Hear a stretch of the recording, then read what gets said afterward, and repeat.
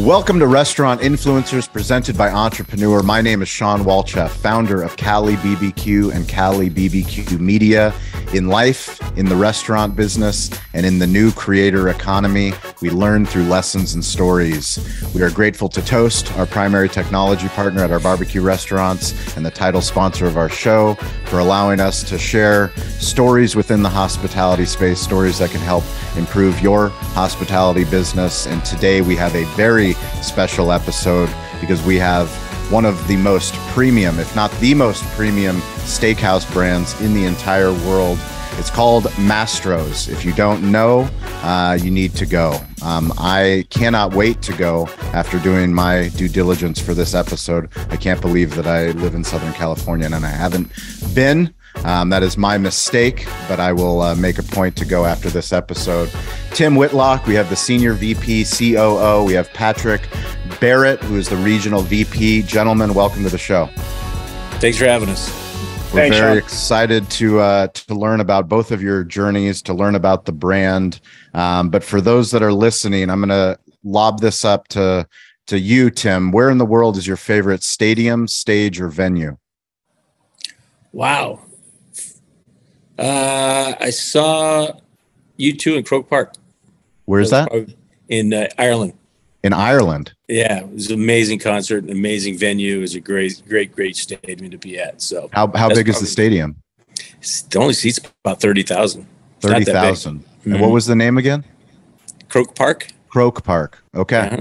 Beautiful. We're going to set the stage at Croke Park. This is an international show, and we have brands from all over the world that tune in, thanks to Entrepreneurs. So we're going to go to Croke Park, and we're going to bring people that are playing the game within the game in hospitality. So much of what we do is so difficult, and we don't have time to level up our education. That's why we put on shows like this, to bring on brands like yours. But Tim, I'm going to bring you center stage and give you the mic and say, everyone's here. We've got raving fans. I got Entrepreneur. I got Toast. We got some other brands out here. Please give us the keynote. What is Mastro's? Mastro's, keep it short. A very high-end white tablecloth steakhouse with unbelievable hospitality, fantastic food. Ambiance is second to none. We create guests for life by our great service, our great hospitality, and the fantastic food. You know, it's all about the people. Whether it's whatever industry, and in our industry, definitely is about the people. So we try and hire the best people that we could possibly find. I like to call it the best of breed. And you know, and these days it's more and more difficult to find. But we have a great team, a training team. We have great people like Patrick that are dedicated to Mastro's, are dedicated to the brand, are dedicated to making it amazing every single day for every single guest. And I think that's what sets us apart as a steakhouse. You know, there's so many now out there between, you know, Ruth Chris and the one-offs, Capital Grille, Morton's, Strip House, which is in New York City and Vegas. But it comes down to the people. And if you have great people that are dedicated to what you do and who you are, that's what's going to make the brand significant and stick out. And I think that's what we have. And, you know, we're opening more and more restaurants, and, you know, we will wait to open a restaurant until we find the right people. We're just not going to open. If we have a great general manager and a great team, then we'll open, but we'll wait until we find the right people. So it's all about the people. Can you give us an idea of the size and scope of the brand? How many locations, how many cities, how many employees? We're soon to be 21. Wow. Yeah, 21. We do upwards of 350 million in revenue. You know, we're going to be opening in Miami at the end of probably the beginning of December. So we're excited about that. You know, you know, you can do the math, 350 million in revenue in 20 restaurants. It's amazing. It's pretty significant. And, but again, it's up to the people, right? I can't do it without great food and great people. And you have to be, you know, we do upwards of 400, 500, 600 covers a night in these little restaurants. And it's all about teaching how to run your business, and we have great people that run our business. So, and I enjoy coming to work every single day because of the people, and it's a true luxury, to be honest with you, to be the CEO of a great brand like this. When you have great people like this, it makes your job easier. You're gonna have good days, bad days, just no matter what you do. But when you have a good team, it makes it easier. We like to say we win the Super Bowl every year, and this year we have to do 60 million in revenue. So you got to continue to move the bar. But again, it's a challenge. Commodities, the price, the cost of goods, and the cost of beef, and the cost of just everything these days has gone up with inflation. But we haven't raised prices in 2 years. And wow. We're just gonna ride the wave for the time being, and we're gonna do it by getting butts and seats. And as I like to say, and you've probably heard, the most expensive seat in the restaurant is an empty one. Yep. Yeah. So we got to continue to be the best that we can and fill those seats. So Patrick, I'm going to ask you a difficult question, and that's when did you meet Tim, and what has Tim taught you?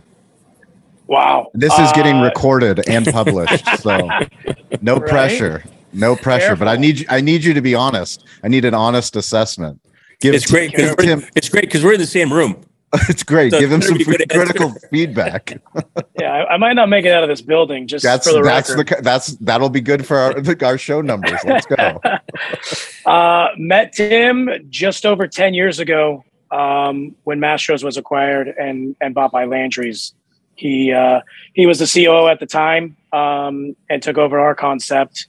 So worked alongside of him that entire time. But how long do we have? What has he taught me? I don't think there's enough time in the show.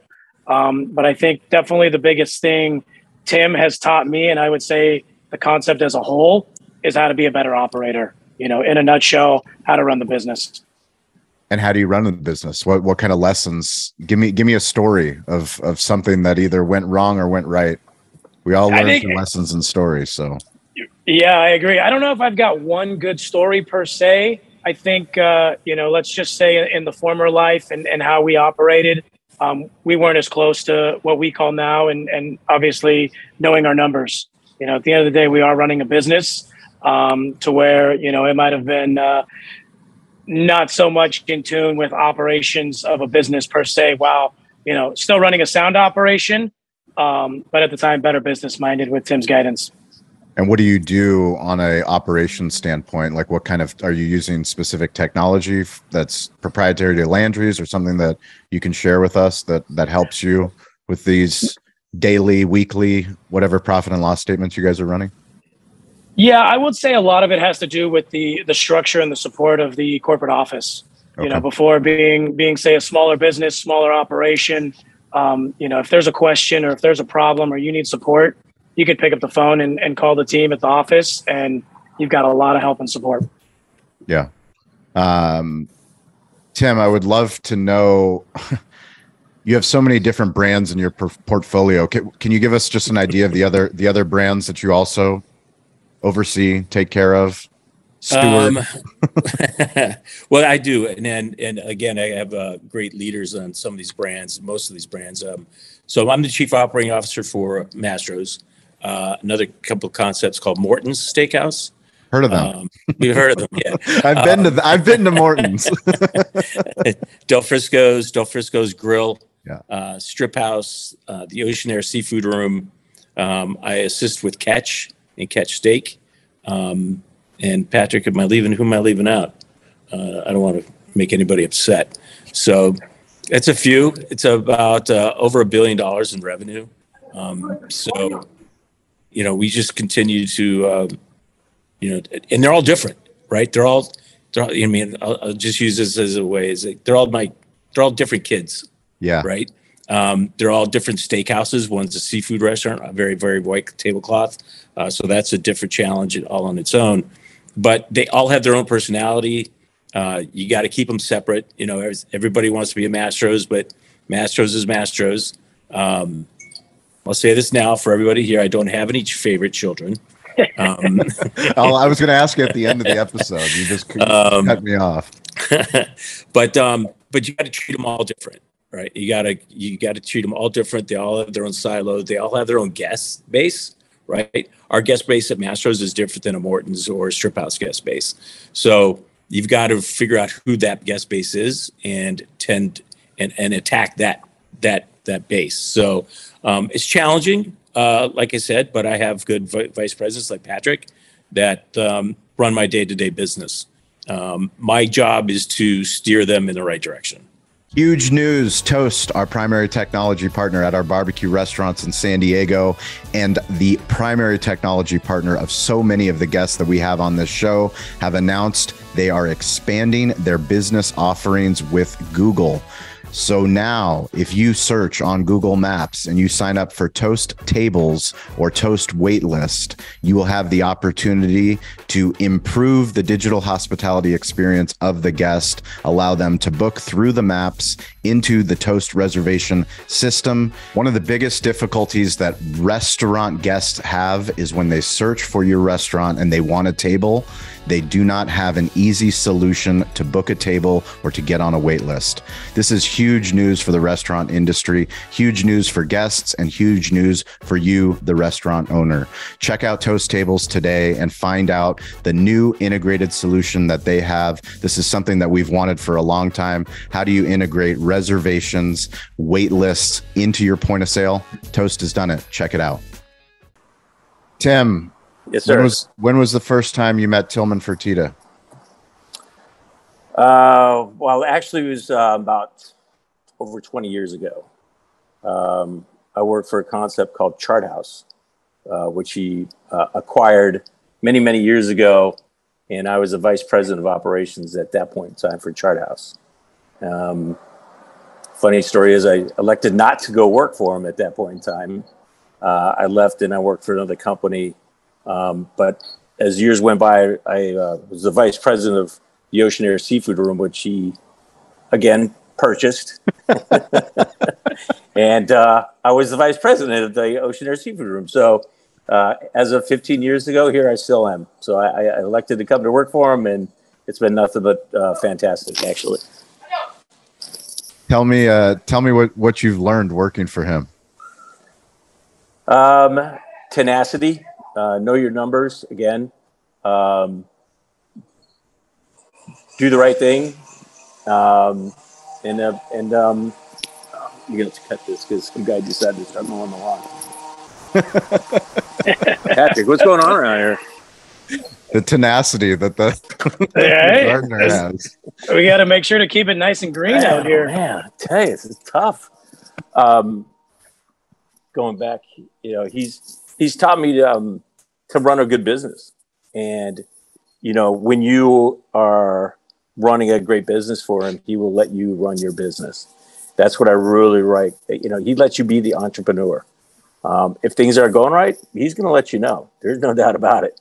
He will call you up and tell you he's not going the right way. But, luckily, I have great people and we have a great business. So he lets me run the business. I meet with him a few times a year, but other than that, it's just he lets you run your business. So that's the nice thing. And when you look at the Mastro's business and you look at expansion, you said you have 20 locations. Are you opening more locations?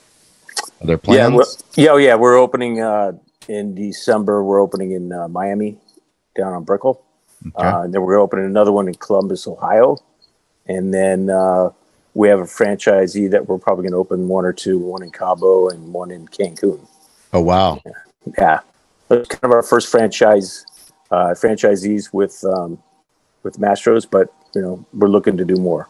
And the first international for Mastro's, first international. We're looking in Dubai and some other locations, but, those can take years to do. But we're pretty picky. Yeah. I mean, how much, what's a build out of a Mastro's? How much are we talking? Ooh. I think it'd be 12, 14, 15, 16 million, Depends on in Houston, if he wants a waterfall, in the dining room, or if he doesn't want a waterfall in the Who dining makes those decisions? Do you make That's the it. waterfall decision? I just run the restaurant. So you want the waterfall, he can have a waterfall. I just have to make sure the waterfall works. Okay. So Fair yeah, enough. I don't know if you've been to the restaurant in Houston, but there's a big patio outside. Yeah. And it actually has a waterfall that comes down. We have a waterfall inside the restaurant in Newport Beach. So when you get back to California, you have to come to Newport Beach. Okay. Yeah, I'm definitely gonna make the Newport Beach trip without my hat. Without my hat. Can you talk to me about the guest experience? How do you prioritize the guest? What do you do differently than other brands do to really set yourself unique? Again, we focus on hospitality. What does that mean to you? That means to be taking care of the guest, knowing How? what their needs are, what their wants are. We have, like many locations or restaurants, we have open table. We ask the questions when you make a reservation. We ask if it's a special occasion, whose is it? Do you have allergies? Do you have likes and dislikes? And if you become a regular guest, we put your likes in open table. So all of our restaurants if you like Chateau Margaux, and that's your favorite wine, and you order it almost every time you come to a restaurant, that goes to an open table. So if you're in Newport Beach or Malibu or New York City, your name pops up, your likes come up, and we will offer you, the wine list and open it to page Chateau Margaux. We like to know what your favorite drink is. We like to know how you like it, and we will make sure that it's served that way. We want to make sure that your experience is over the top. And one thing I preach all the time is we offer an experience. Just not a restaurant, just not somewhere to go eat, just not a steak, right? I can get a steak anywhere. I can get one at the grocery store, I can get one at the restaurant down the street. But we want to make sure that you have an experience. And when you leave here, it's over the top. You walk out here going, you might have spent $300, $400, $500, but you're going to go, wow, that was amazing. We shake the martinis high, and we have smoke on our shrimp cocktails and our seafood towers with dry ice. But it's just not that. We come out with flashlights, and we want you to see it's a whole experience what's going on at your table. When we shake your martini, we shake it high and hard to make sure that we do a table side. What's that guy drinking over there? He's having a martini. So we want every guest to come in and have a true experience, just not a restaurant experience, an experience of dining out at a white tablecloth restaurant. Patrick, how do you deal with guest feedback, especially given all the different online platforms? It's one thing to take care of a guest that has a complaint in the restaurant, but given all the different places that someone can talk about the brand, how do you guys manage that? Yeah, that's a tough one, because a lot of guests oftentimes, sadly for us and them, won't say anything when they're in the seat and take it home with that good or bad feedback, to which we'd really relish the opportunity to make it right then and there.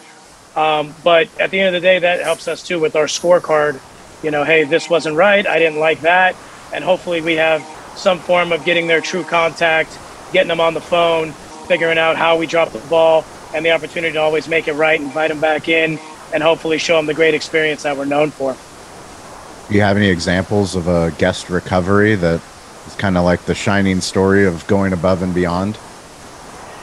It's hard to pin it down to one, but I will tell you a significant amount of our regulars and VIP guests, if we want to call them that, have unfortunately had a not so good experience, to where the GM picked up the phone.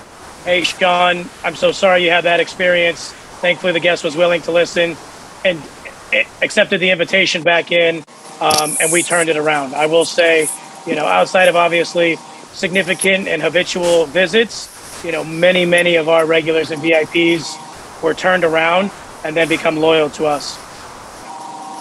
Great. And then also, I'm just going to jump in and add on, we do a callback program to try and get in front of that. So if you had dinner last night in the restaurant, we will call you back the next day to make sure that your experience is what you expected. And it kind of opens up you can give it the great feedback, thanks for calling, or it's like, it just wasn't what I had. And then we can immediately get you to the general manager. So amazing. That's a benefit that we try and get out there. Who's trained to do that? The callbacks, so we have the day host. The day host? The day host, Dave Maitre D. 600 calls? It's a full-time job. You want job security, you get to that front line first. Incoming and outgoing? It's a full day. Don't you think, Patrick? It's yeah. It's a full day. They are good operators for sure.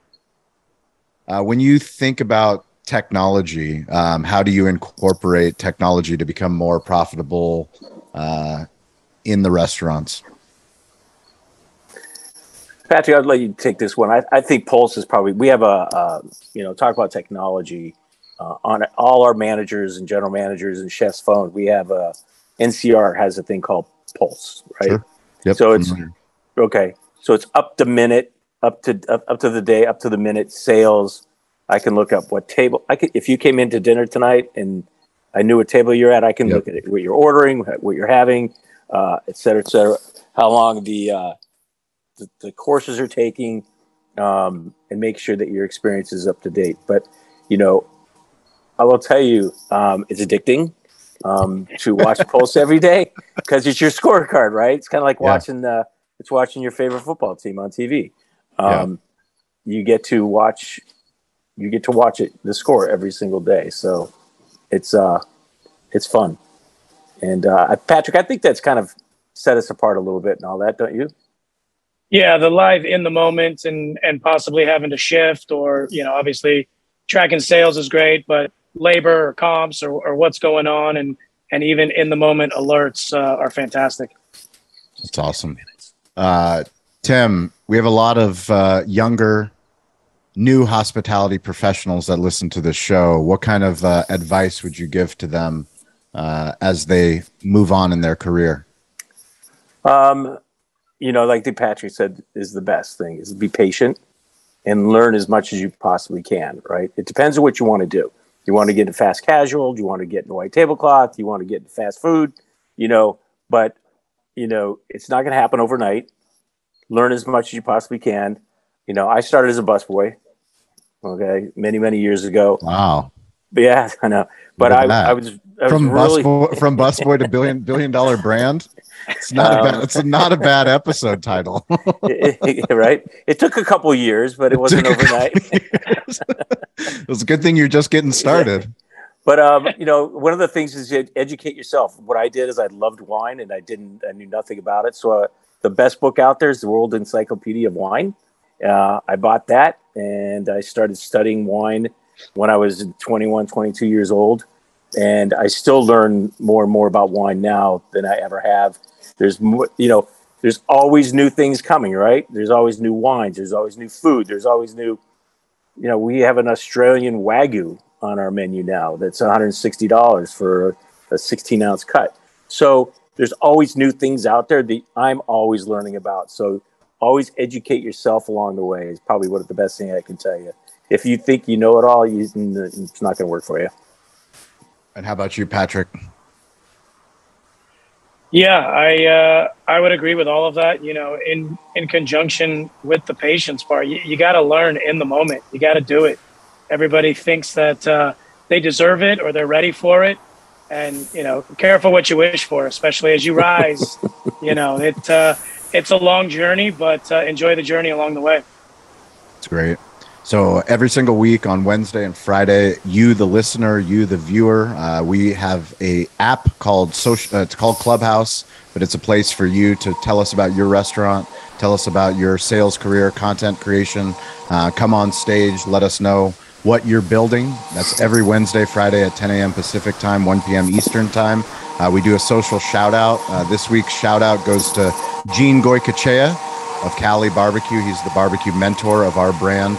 I don't get a chance or an opportunity to tell him how much I appreciate him helping us turn our breakfast concept into a barbecue concept. But I wanted to give Tim and Patrick, you each get one person. This is going to be on Entrepreneur. One person, not the whole team. I don't like not one person that you get to say has gone above and beyond recently for Mastros.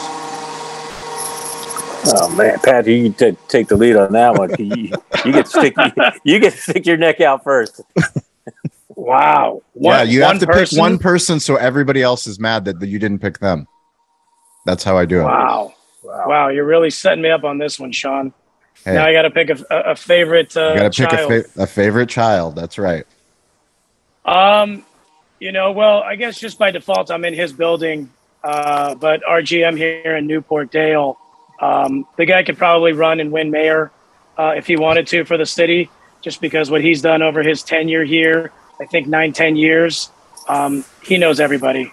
And talking about the guest experience, he makes it happen. He makes everybody feel special, whether, he's seen you 100 times or it's your birthday and it's the first time you've come in.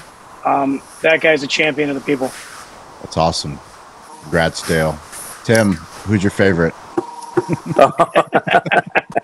One shout out. I'm kidding. One shout out. Favorite? Not your favorite. Give me one. I'm going to give you two. Okay, I'll accept two. Okay. One is our VP of Culinary. His name is Justin Florsinger, and Rob Klink is his counterpart.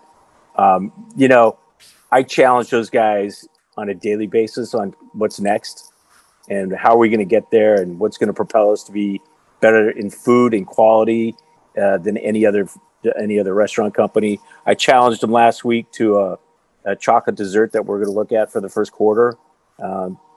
They thought they had it until I looked at it and tried it, and we're back to the drawing board. So, they're extremely patient.